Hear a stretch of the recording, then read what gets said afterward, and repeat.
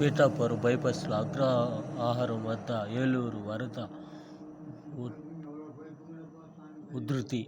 ఉధృతంగానే ఏలూరు ముంపులోని 65 గ్రామాలు హైవే పైన కొనసాగుతున్న నీరు పీఠాపురానికి పెరిగిన ముప్పు ఉగ్రంగా గోదావరి ధవళేశ్వరం వద్ద కొనసాగుతున్న రెండో హెచ్చరిక బ్యారేజీ వద్ద 15 అడుగుల నీటి మట్టం 14,82,519 క్యూసెక్లు భద్రత వద్ద తగ్గుముఖం.